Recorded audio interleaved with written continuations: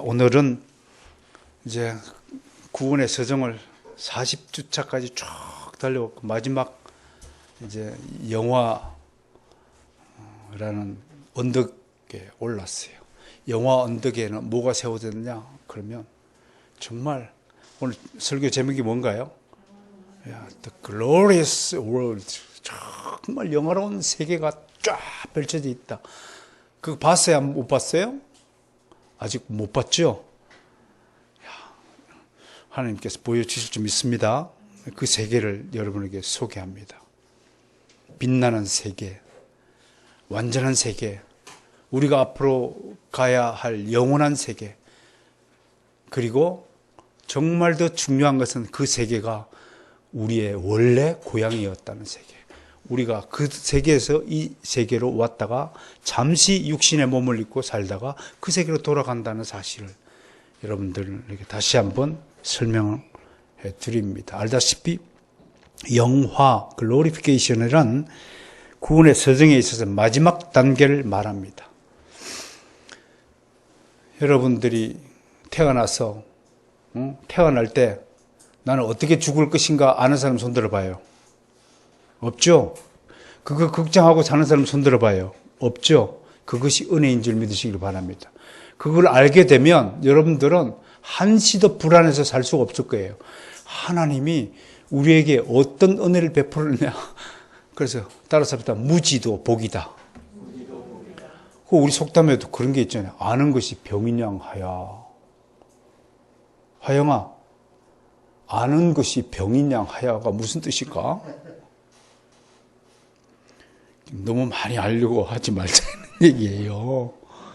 어떨 때는 적당하게 모르는 게 좋아요. 내가 마지막 때 영화의 세계에 뭐 어떻게 될지 알고 사면 지금 이 땅의 삶이 별로 재미가 없을 거잖아요.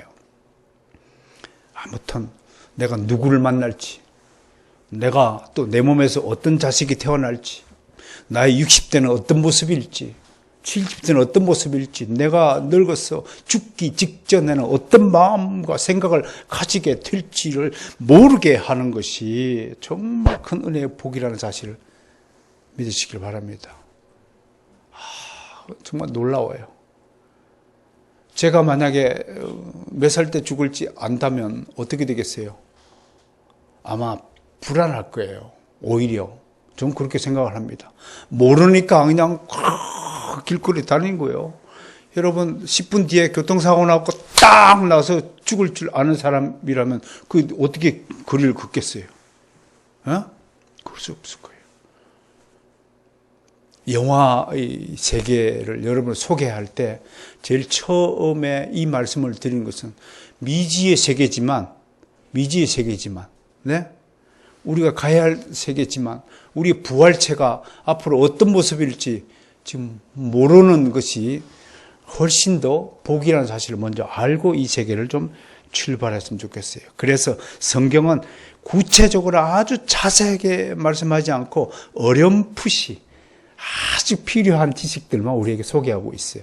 그 지식을 한번 보겠습니다. 성경에 증거가요 있어요. 무엇보다도 영화와 육체의 부활에 대한 가장 상세한 성경이 어디냐면 고린도전서 15장이에요. 고린도전서 15장 한번 펼쳐봅시다. 고린도전서 15장 몇 페이지인가요? 280페이지쯤 돼. 282쪽이네요. 여기 봅시다. 다른 것도 다 중요하지만 20절부터 한번 읽어보겠습니다. 제가 읽어드릴 테니까 눈으로 확인하시기 바랍니다. 그러나 이제 그리스도께서 죽은 자 가운데서 다시 살아나사 잠자는 자들의 첫 열매가 되셨도다. 사망이 한 사람으로 말미암았으니 죽은 자의 부활도 한 사람으로 말미암는도다.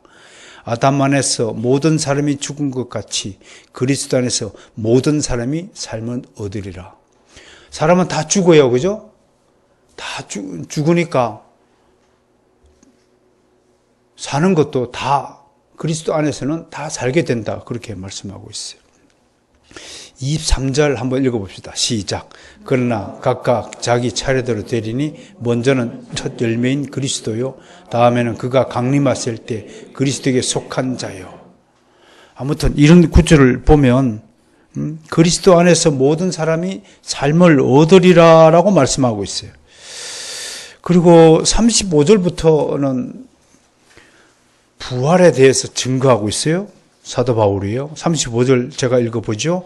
누가 묻기를 죽은 자들이 어떻게 다시 살아나며 어떠한 몸으로 오느냐 하리니. 이거 참 궁금하죠, 그죠? 죽으면 끝인 줄 알았는데 아니에요. 이 생에서의 인생만 생각하는 사람들, 현세주의자, 세속주의자, 불신자들이라고 그래요. 세상 사람들의 관심은 어느 세계에만 관심이 있나요? 지금 내 모습만 관심이 있어요.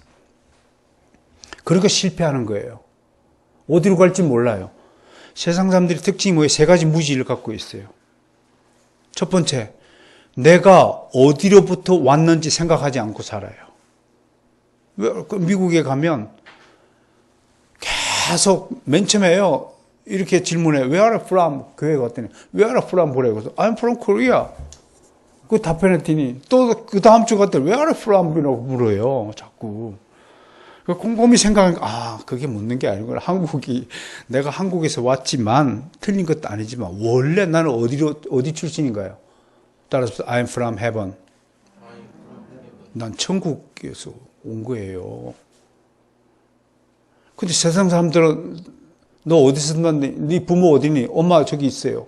그 얘기해요. 엄마는 어디니? 누가 누굴 낳고 누가 누굴 낳고.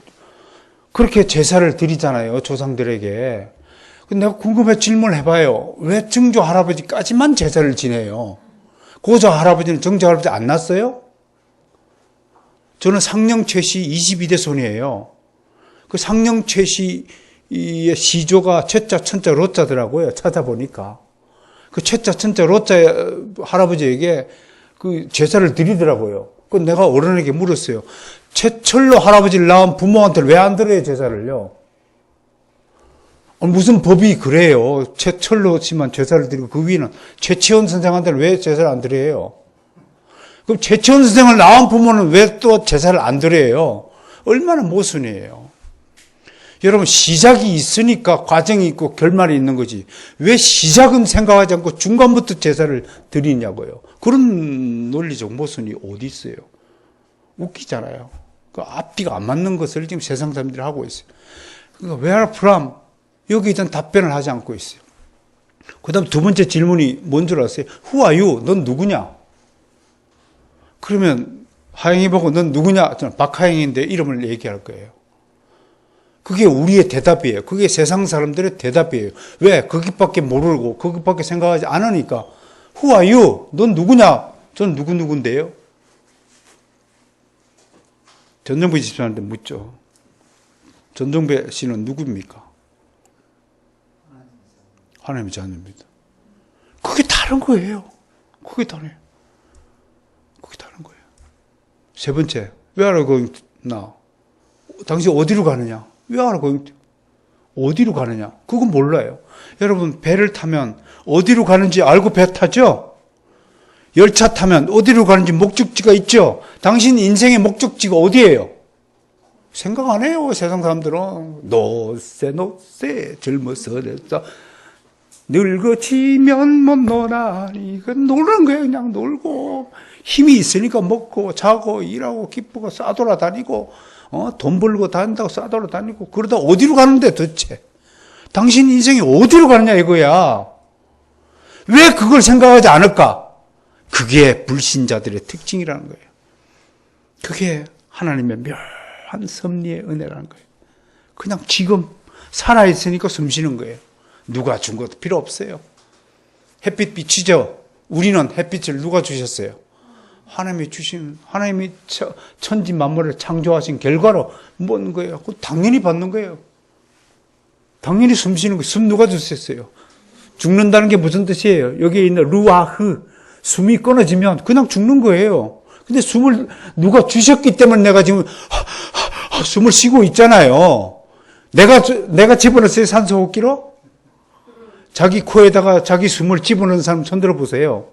누가 주셨기 때문에 숨을 쉬고 있잖아요. 그런데 우리는 하나님이 생기를 그 코에 불어 넣으시니 창세기 그 기록이 있기 때문에 그 말씀을 믿고 사니까 감사한 거죠. 여러분, 불신자와 신자의 평소 생활에서 차이가 뭔 줄 아세요? 감사하느냐 하지 않네요. 내가 전에도 얘기했죠. 우리 그리스도인들 김밥 하나 먹어도 감사 기도하고 김밥 먹는다. 여러분, 김밥 하나 만드는데도 조사해보니까 250명의 사람이 필요하대요. 바다에 김 뿌리는 사람, 김 거두는 사람, 말리는 사람, 파는 사람. 김밥 안에 뭐 들어가요? 밥 들어가잖아요. 쌀 짓는 사람, 농사 추수하는 사람 해서 밥만 들어가요. 단무지는 안 들어가요. 단무지 지어는 사람.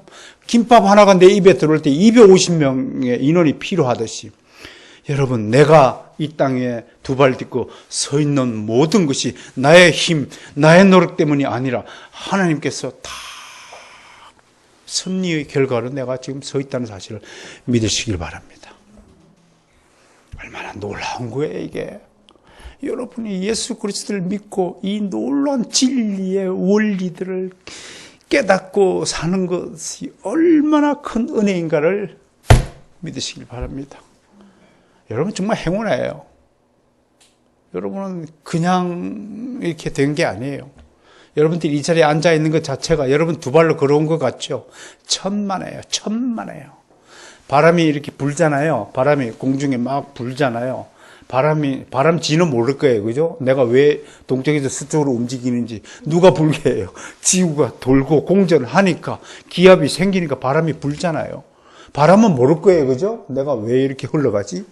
어떨 때는 태풍이 되었다가 어떨 때는 산들바람이 되었다가 왜 그런지 모를 거예요. 여러분들 마찬가지예요. 불신자들이 그와 같은 바람 같은 존재예요. 불신자들은 자기가 어디로부터 와서 자기가 누구이며 어디로 가는지 모르는 것입니다. 바람 같은 존재예요. 사랑하는 성도 여러분, 이 세 가지 사실을 알고 깨닫는 것은 엄청난 축복이라는 사실을 왜 여러분들의 인생이 사는 방식이 달라지고 인생을 사는 목적이 달라지고 여러분들이 이제는 정말로 하나님의 자녀로서 그리스도인으로서 그 휘황찬란한 이름 I'm Christian이라는 명찰을 딱 달고 사는 그 놀라운 프라이드 여러분에게 생겼다는 사실을 선포합니다. 눈에 안 보이죠?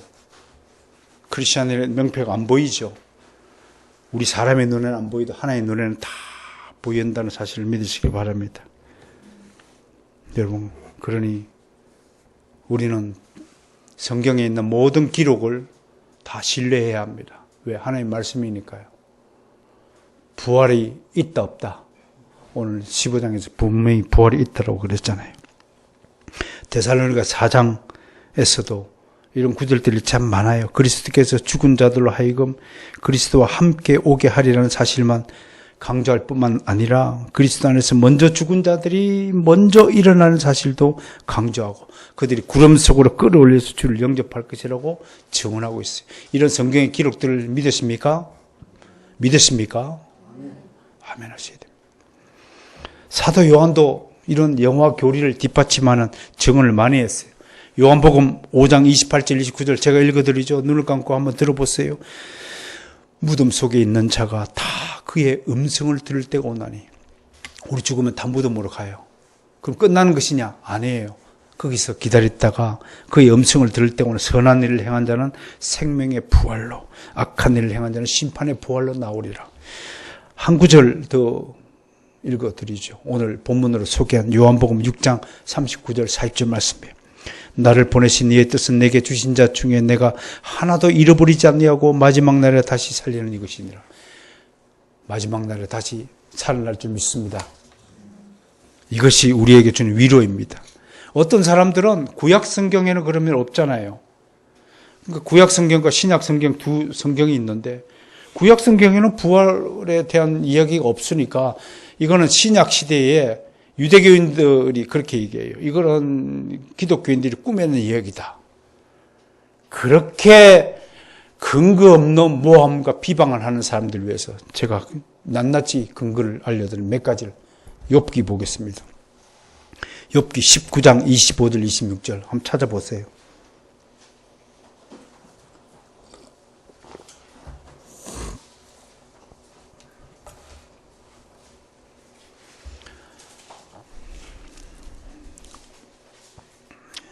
찾으셨어요?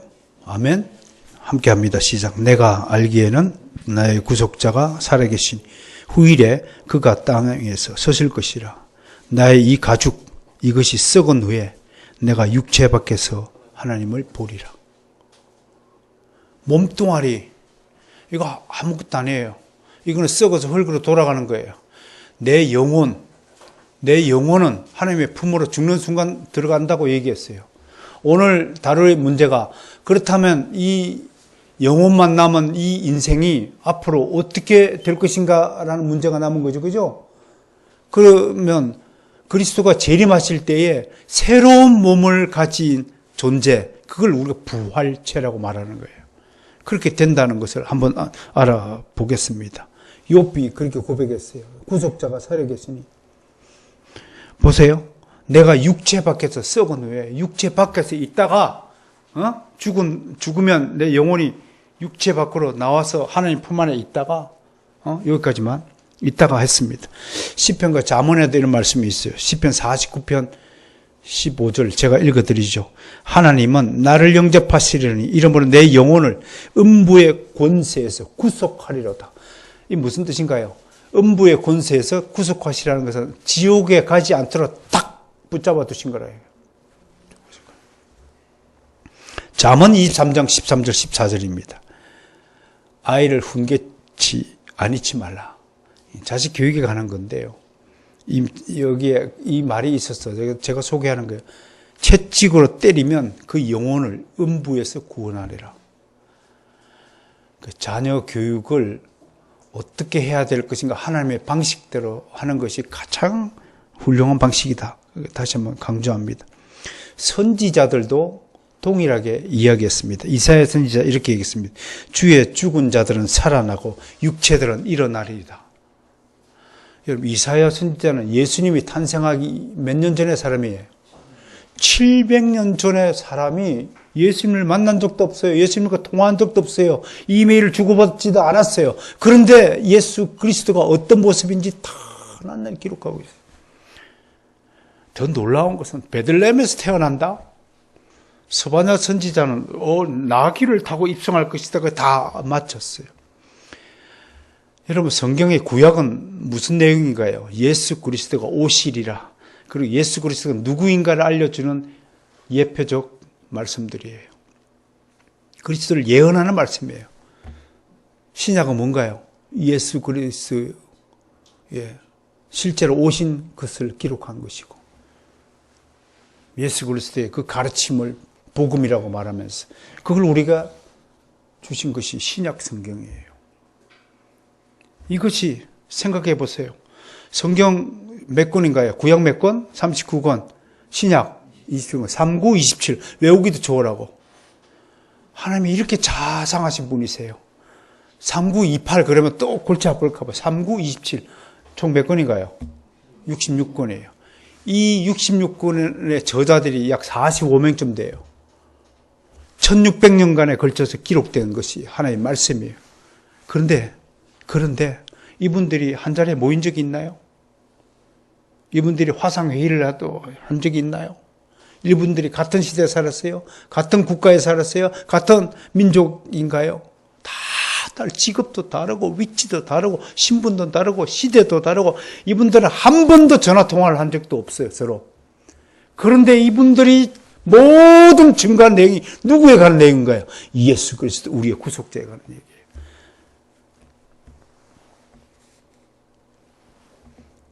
우리를 구원하시기 위해서 하나님이신 그분이 하늘 보좌를 버리시고 이 땅에 오신 우리의 구원자 예수 그리스도라는 사실을 믿으시길 바랍니다. 그분이 하신 말씀을, 그분에 대한 예언을 이사야 선지자가 700년 전에 지금 이렇게 하고 있다는 거예요. 다니엘 선지자는 이렇게 얘기했어요. 땅의 티끌 가운데서 자는 자 중에 많이 깨어 영생을 얻는 자도 있겠고 수욕을 받아서 무궁히 부끄러움을 입을 자도 있을 것이며, 도대체가 여러분 상상해 보세요. 어떻게 이런 700년 뒤에 일어날 일을 지금 예언하고 있어요.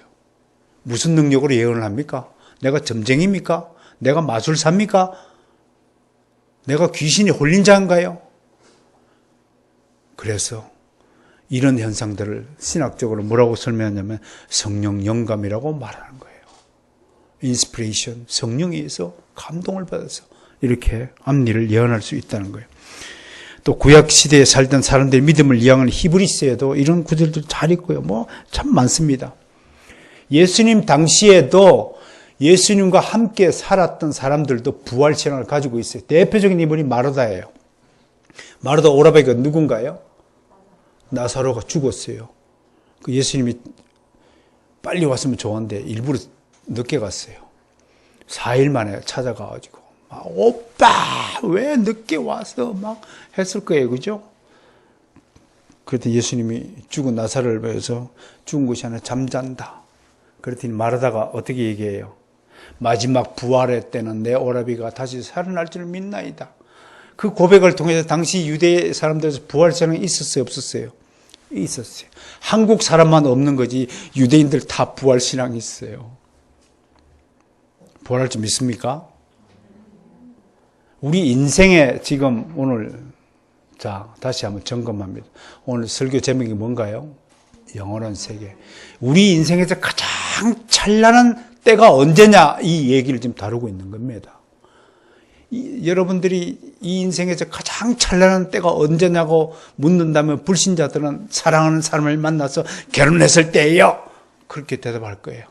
또는 돈에 관심이 많은 사람은 복권에 당첨되었을 때가 내 인생의 가장 찬란한 때였다. 또는 대통령에 당선되었을 때가 뭐 대통령 될 일은 없겠지만 제발 대통령 될 꿈은 버리세요. 그 좋은 직업 아닙니다. 못한다고 그렇게 욕을 얻어먹어서 살아가야 돼요. 기가 따가워서 어떻게 잠을 잘 그럴 필요 없어요. 아마 대통령보다는 내가 훨씬 더 행복하지 않을까 싶어요. 사랑하는 성도 여러분, 가장 영화로운 때, 가장 찬란한 때가 언제냐? 그러면 성경에는 이렇게 얘기해요. 주님 오실 때 완전한 새로운 존재로 변화됐을 때, 호연히 순식간에 부활체가 되었을 때, 그걸 영생체라고 말합니다. 그때가 그리스도인들의 가장 찬란한 때예요. 그럼 지금 이 삶은 뭔가요? 그 찬란한 삶을 위하여 정말 행복한 인생을 보내는 때, 그것이 지금 인생이 되어야 됩니다. 무엇보다도 부활신앙이 성경에서 가장 교리적으로 확고하게 자리를 잡은 계기는 사도 바울 때문입니다. 사도 바울은 곳곳에서 자신의 부활 교리를 설명해 두셨습니다. 오늘 본문으로 소개한 두 말씀, 로마서 8장 11절과 빌립보서 3장 20절에서 21절 두 구절의 말씀이 바울의 부활신앙을 대표하는 구절입니다. 한 번만 더 읽어볼까요? 같이요. 시작.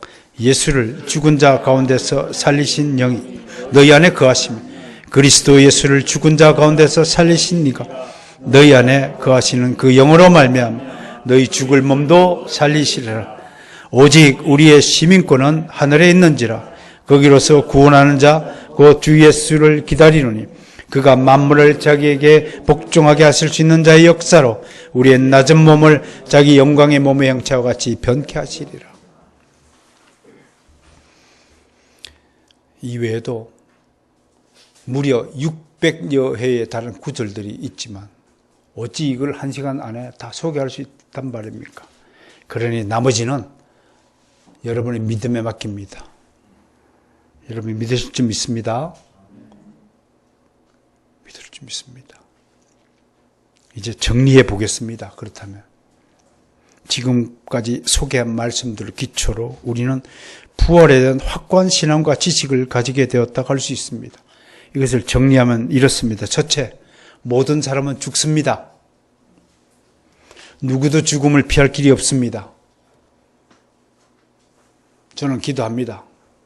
90수를 누리다가 가게 해달라고 기도합니다.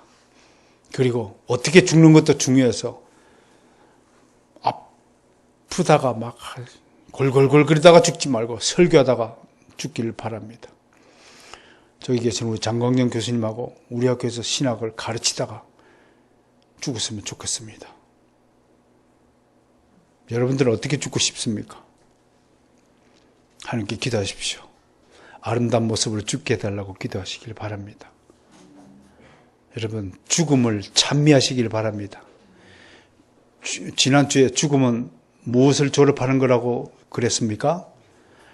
간단합니다.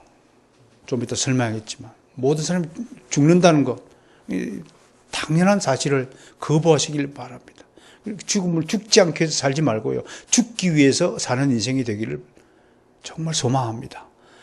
한번 인생의 방식을 바꿔보세요. 그러면요, 완전히 인생이 달라집니다. 시기식해집니다. 여러분, 세상에서 제일 무서운 사람이 누군가요? 죽음을 각오하고 덤비는 놈이 제일 무섭습니다. 두 번째, 그러나 성도의 죽음은 다릅니다. 성도의 죽음은 영화로운 것입니다. 성도는 죽으면 영화로운 세계로 들어가는 것입니다. 제가 지어낸 말이 아니라 성경 66권에 기록된 하나님의 말씀이 그렇다 이겁니다. 그래서 강조하는 겁니다. 이 영화의 상태는 죽음을 완전히 정복한 상태입니다. 영화롭다는 것은 이제는 평생 죽지도 않는다라는 뜻입니다. 그런 뜻으로 말하는 겁니다. 사도 바울은 사망아 너의 이기는 것이 어디 있느냐, 사망아 너의 쏘는 것이 어디 있느냐라고 아까 고린도서 15장에서 그렇게 말씀했어요. 야, 재미있죠? 저도 제 안에 죽음이 있어요. 만져보세요. 여러분 안에 어디에 죽음이 살고 있습니까? 아무튼 어디에 있다 칩시다. 내 안에 누가 지금 동거하고 있습니까? 죽음이 동거하고 있어요. 세상 사람들은 이 죽음 때문에 벌벌벌벌 떨고 죽지 않으려고 온갖 보약 지어 먹고 난리 피고 있지만 우리는 죽기 위해서 살잖아요. 그래서 사도 바울처럼 당당하게 내 안에 있는 죽음 보고 이런 거예요. 죽음아, 네가 감히 나를 이긴다고? 죽음아, 네가 나를 감히 괴롭힌다고 이 녀석아? 썩 물러가거라. 그렇게 지금 사도 바울이 말하고 있어요. 사랑하는 성도 여러분, 죽음에 대해서 이제 이런 완전히 역전된 태도를 가지시고 여러분 인생을 즐기시길 바랍니다. 아멘. 생각난 김에 그리스도인은요, 이제는 새롭게 태어났으므로 죽으나 사나 나를 위한 인생은 이제 포기해야 되는 겁니다. 우리가 해야 될 일은 딱 두 가지예요. 첫째, 따라서 하나님을 사랑하는 일. 둘째, 내 이웃을 내 몸같이 사랑하는 일. 세상 사람들은 네 자신을 사랑하라. 소크라테스도 그렇게 얘기했지만, 그 세상 철학가들은 그렇게 얘기했지만, 예수님은 하나님을 사랑하고 내 이웃을 내 몸같이 사랑하라. 이것이 첫째 되는 계명이요, 둘째 되는 계명이요, 모든 선지자의 강령이라라고 이제 주님께서 요약해 주셨어요. 그러니까 그리스도인은요, 이제 하나님을, 내 이웃을, 옆에 있는 이웃을 위해 살아가는 겁니다. 엄마는 딸을 위해서, 딸은 엄마를 위해서. 그러니까 이웃을 사랑하는데 좀 긁어대지 마세요. 여러분 좀 제발 좀 긁어대지 마세요. 좋은 말을 하고요, 소망을 주는 말을 하고요. 왜 그런 거 있잖아요. 친한 사이일수록 험한 말을 많이 하더라고요. 그거 참 신기해요. 둘이서 한창 썸 타고 말이에요. 연애할 때는 막 좋은 말로 막 예쁘다는 등, 뭐 안 예쁜 것도 예쁘다는 등, 뭐 옷도 뭐 어울리지 않는 옷을 입고 나온데도 옷을 엄청 잘 입었다는 등 막 하다가, 정작 부부가 돼가지고 같이 살면 뭐 그것도 옷이냐, 뭐 그것도 화장빨이냐, 그러고 왜 그래요 도대체가? 왜 친해지면 친해질수록 험담하고 긁어대요? 너무 웃기잖아요, 그죠? 그래서 모든 관계에는 사이가 있어요. 이것도 하나님의 축복인 줄 믿으시기 바랍니다. 여러분, 아무리 남과 내가 하나가 붙었다 해도 사이 틈이 있는 거예요. 이 사이를 잘 조절하는 것이 인생의 지혜라는 사실을 믿으시기 바랍니다. 잘 조절해야 돼요. 어쨌든 성도의 죽음은 영원한 것이고, 세 번째, 성도는 죽는 순간 하나님의 품속으로 돌아가는 것입니다. 그런데 여기서 이제 궁금하고 오늘 마지막으로 여러분께 좀 다루어드리고 싶은 것이 참 궁금해요. 아무튼 영화로운 세계에 들어가고 기똥찬 부활체가 된다는 것은 우리 이제 성경을 통해서 알고 믿게 되었어요. 그런데도 불구하고 어떤 모습일까? 이게 이제 궁금한 거예요. 도대체 내가 죽었다가 이 썩은 몸은 이제 없어지고, 저는 이제 좀 새롭게 되면 눈이 좀 커지는 존재가 됐으면 좋겠다. 그 이제 소원이다. 그렇게 말을 했어요. 눈이 너무 작아가지고 중학교 다닐 때 이놈들이 맨날 나보고 단추구멍 눈이라고 놀리고 그래서 그게 이제 이게 가슴에 한이 되어서 요즘도 거울만 쳐다보면 이렇게 눈을 뜨는 습관을 가지고 있습니다만, 어떻든 어떤 모습으로 변화가 될까? 그게 궁금한 거예요. 저만 궁금한 줄 알았더니 아니에요. 성경을 보니까 사도 바울도 궁금했어요. 한번 보겠습니다. 근거를 고린도전서 15장 42절 44절. 아까 봤어. 42절 44절. 어쨌든 사도 바울도 궁금하다 봅니다. 그래서 이렇게 이야기했어요. 시작. 죽은 자의 부활도 그와 같으니 썩을 것으로 심고 썩지 아니할 것으로 다시 사는. 부활체는 첫 번째 특징이 뭐예요? 썩지 않는다. 피부도 늙지 않는다. 주름 없앤다고 화장품 살 필요도 없어요. 이때는요. 그죠? 43절 시작. 욕된 것으로 심고 영광스러운 것으로 다시 살아나며, 약한 것으로 심고 강한 것으로 살아남고, 육의 몸으로 심고 신령한 몸으로 다시 살아나나니 육의 몸이 있은즉 또 영의 몸도 있니라. 여기서 힌트. 우리는 지금 육의 몸이라고 부르는 거예요. 그죠? 지금 우리의 몸은 육의 몸인데 앞으로 영화로운 가장 빛나는 찬란한 그 몸을 뭐라고 부르래요? 영의 몸이다 라고 말해요. 그때는 아마, 지금은 흙으로 지었지만 그때는 성령에 의해서 만들어지는 몸이 아닐까, 그렇게 추측해 볼 수가 있습니다. 이 말씀을 근거하면 하나씩 풀어보면, 첫 번째, 우리 몸은, 새 몸은 썩지 않고 늙지도 않고 질병에도 걸리지 않는다. 웨인 그루뎀이라는 조직신학자가 있어요. 이분이 이렇게 얘기했어요. 그 몸은 온전히 건강하고 튼튼하고 나이도 먹지 않고 젊은 모습일 것이다. 젊은 모습일 것이다. 우리 인생 중에 내가 100년 살면 100년 중에 내가 보기에 말고 하나님 보시기에 가장 아름다운 그때를 생각하는 거예요. 그리고 완숙한 성인의 특징들을 그대로 소유하게 될 것이다. 모두 완전해질 것이다. 병이나 상처가 없을 것이다. 이렇게 이야기했어요. 그러면 한마디로 우리의 부활체는 하나님께서 원래 인간을 만드셨을 때의 그 완벽한 인간의 모습, 그걸 우리가 신학자들은 창조의 절정이라고 이야기해요. 창조의 절정이다. 완전한 지혜가 표현된 참 인간일 것이다. 그 정도로 얘기합니다. 그런데 이 상태를 바울은 영광이라고 표현했어요. 영광을 헬라어로 뭐라고 하냐면 따라섭니다. 독사. 재밌죠, 그죠? 독사 같은 놈아. 그럼 세상 사람들은 좀 욕이 되지만, 독사는 헬라어로는 영광이라는 뜻입니다. 이게 두 가지 뜻이 있어요. 하나는 매우 무겁다. 그건 뭔가요?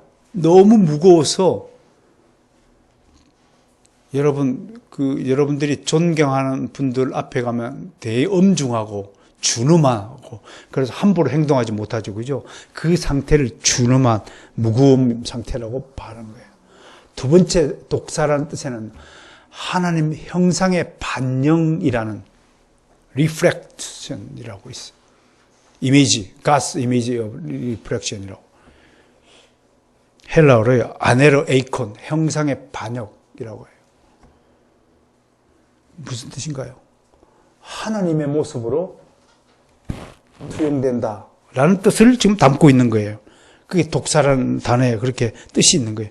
그러니까 이런 의미로 볼 때 부활체의 모습은 하나님의 형상을 그대로 담은 누구에게나 하나님의 모습이 보이는, 하나님의 인격이 보여지는 그런 존재가 된다라고 얘기하는 거예요. 어떤 못생긴 사람이요, 이에 대해서 부활 때에 자기도 아름다워지냐고 물었습니다. 이에 대한 대답이 뭘까요? 여러분, 잘생겼다, 못생겼다는 누구 기준인가요? 예? 네 기준이야. 네 기준이야. 집신에도 뭐가 있다? 짝이 있다. 우리가 보기에는 좀 죄송합니다만 내 기준에 볼 때 우리 정릉에 이런 분이 계시더라고요. 이런 분이. 이해가 안 됐나요? 이런 여자분이 계세요. 거의 작은 동산이 움직이는 듯한 그런 분이에요. 근데 그분 남편 되시는 분은 아주 왜소해요.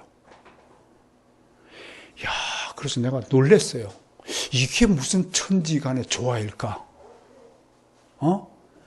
근데 그 두 사람이 어떻게 해서 부부의 연을 맺고 사랑하고 결합이 됐을까요? 참 신묘하죠? 이것이 하나님의 뜻으로 나타나는 결과인지를 믿으시길 바랍니다. 우리가 보기엔 잘생겼다, 못생겼다는 것은 내 기준이에요. 그러나 하나님의 기준에는 이게 있을까요, 없을까요? 없어요. 여러분, 한 사람 한 사람만이 천하보다 귀한 한 영혼이라는 사실을 믿으시길 바랍니다. 하나님이 그런 분이에요. 부모가 자식을 10명 낳았어요. 누군 이쁘고 누군 못나고 하는 게 있을까요? 아니에요. 10손가락 깨물어서 아프지 않은 손가락이 없어요. 근데 원래는요, 좀 웃기는 소리지만 자식을 몇 명 낳아야 된다고요? 자식을 원래 10명은 낳아야 된다고 하는 거예요. 그래서 10손가락 주셨어요. 여러분, 계명이 몇 개인가요? 왜 10계명이에요? 손가락이 10개라서 10개를 세하려고 살라고요. 그래서 10손가락으로 그랬대요. 근데 하나만 낳았어요, 요즘에. 그걸 싱글 키즈라고 그래요. 심리학에도 하여튼 하나만 낳은 자식들은 싱글 키즈의 문제가 많다라고 보고되고 있어요. 특별히 요즘에 아기를 하나 낳아서 잘 기르자 하는 것은 하나 낳아서 망치자라는 것과 같은 뜻이래요. 특별히 그래도 주 안에 있는 아이들은 좀 다르죠. 새롭게 된 아이들이니까 걱정할 거 없지만 세상 사람들 중에서 요즘에 보리가 좋지 않다고 그래서 하나만 넣겠다는 거, 그거 성경적으로 보면 하나님 뜻이 아니다라는 것을 알 수 있게 됩니다. 오늘 정리를 좀 해보죠. 저는 상상해 봅니다. 부활을 통해 영화로운 상태가 된 성도는 완전한 인간, 가장 빛나는 인간이 된다고 하는데 나는 과연 어떤 모습일까? 라는 상상을 해봅니다. 아무리 답을 찾아도 내가 어떤 모습이 될지 답을 찾을 수가 없습니다. 그때 성령께서 이렇게 말합니다. 지나친 호기심을 갖지 말라. 여러분, 믿음에 있어서 또 필요한 요소가 뭐냐면 절제입니다. 기독교 강요에서 칼빈이 뭐라고 그랬어요? 지나친 호기심을 가지고 미궁 속으로 걸어 들어가는 자는 지옥문에 이를 것이다. 여러분, 하나님이 구체적으로 언급하지 않은 사실까지도 끝까지 파헤쳐서 알려고 하는 것 자체가 악한 의도에서 비롯된 것이다라고 말씀할 수 있습니다. 어쨌든 우리는 하나님과 같이 신령한 자가 되어서 천사들 부리며 만국의 왕처럼 살게 된다는 것이 성경의 약속입니다. 언제 이 일이 일어납니까? 그리스도께서 다시 오실 때 그는 우리에게 그의 부활의 몸과 같은 새로운 몸을 우리에게 주실 것입니다. 사도 요한은 이런 모습을 미리 목격한 모양입니다. 그래서 그는 이런 증언을 기록으로 남겨두었습니다. 그가 나타나심이 되면 우리도 그와 같아지리라. 이것이 오늘 설교의 핵심입니다. 누구랑 같아진다고요? 우리는 예수 그리스도와 같아진다고 하는 것입니다. 지금은 우리는 흙에 속하 있으므로 흙으로 돌아가지만 부활의 때에 우리는 하늘에 속한 자의 형상을 덧입어서 영원히 빛나는 존재가 될 것입니다. 그러니 성도 여러분, 죽음을 별스러운 것으로 생각하지 마세요. 죽음을 두려워하지 마세요. 오히려 죽음이 다가오는 것을 기쁘게 생각하십시오. 저는 정말로 여러분 앞에 다시 한번 고백합니다만 죽는 순간 나를 주님께서 어떤 모습을 하고 맞아줄지 정말 기대가 됩니다. 이 세상에서 거짓말하고 방탕하고 유혹에 빠져가지고 실패하고 지지리도 못난 인생을 살다 가면 주님이 슬픈 얼굴로 나를 맞이할 것 같아서 그게 염려가 됩니다. 그래서 자다가도 벌떡 일어나서 게으름을 방지합니다. 사랑하는 성도 여러분, 여러분들의 삶을 개선하기를 바랍니다. 이 다음의 삶은 이렇게 하나님께서 충분히 우리에게 약속해 주셨습니다. 그런데 중요한 것은 주님은 그 외에 모든 성경에서 당신에게 주어진 인생을 성실하고 정말로 최선을 다하여 살라고 우리에게 교훈을 주고 있습니다. 오늘날 한국 사회에서 우리 그리스도인들의 위상이 많이 추락했습니다. 그러나 저는 그렇게 생각하지 않습니다. 아무리 세상이 요동박치고 개독교 운운한다고 할지라도 하나님의 빛은 절대로 사라지지 않습니다. 참된 그리스도인들에게는 어떤 영향도 끼칠 수가 없습니다. 작년 한 해 우리 교회가 북한에 몰래 갖다 준 돈이 몇천억 되더라고요. 세상 사람들은 모릅니다. 그리스도인들이 헌금 모아가지고 돈을 어디다 쓰는지 막 언론에서는 막 공격하고 막 건물을 세운다니 부자가 어떻다는데 하지만 우리는 지금도 오른손이 하는 것을 왼손이 모르게 하는 일들을 수없이 많이 하고 있습니다. 한국의 사회복지기관만 2,400개인데 2,200개가 교회에서 운영하고 있습니다. 사람들은 교회가 사라지길 원하지만 교회가 사라지면 세상은 멸망입니다. 정말 기쁜 소식은 북한에서 결핵 환자가 우리의 노력을 해요. 지난 30년 동안 수많은 병원을 지어줌으로써 결핵 환자가 이제 사라졌다고 합니다. 할렐루야. 사랑하는 우리 북한 동포들에게 누가 정말로 북한 동포를 사랑하는 사람입니까? 입으로 떠벌리면서 큰 소리를 치면서 하는 것이 아니라 지금도 한국인의 신분으로는 북한에 못 들어가니까 캐나다, 미국, 다른 외국의 그 영주권을 받아가지고 지금에도 북한에 가고 그 숨은 산골짜기에서 곡괭이질을 하고 같이 일하시는 선교사님들이 수두룩합니다. 세상 언론은 단 한 줄도 이러한 사실을 보도하지 않습니다. 그렇다고 실망할 건가요? 왜 실망합니까? 내가 여러분들에게 강조하죠. 이 주변 사람들이 모르는 일을, 비밀스러운 일을 하는 것이 하나님의 영광을 올리는 일이다. 하나님만이 아시는 나의 선행이 있기를 원합니다. 조용히 봉사하고 선행하고 섬기는 삶을 통해서 세상 사람들이 뭐로 돈명을 하더라도 그 무지한 사람들, 잘 모르고 떠드는 사람들이 왜 여러분들이 귀를 기울이고 상처를 받아야 합니까? 오직 하나님 앞에 진실한 삶으로 영광이 되시기를 바랍니다. 오직 믿을 것은 내가 하나님의 뜻과 사랑과 은혜에 따라서 최고의 존재가 만들어지고 그 최고의 존재가 만들기 이전에 이 땅에서의 삶을 정직하고 아름답고 행복하게 살아가는 여러분이 되시기를 저는 축원합니다.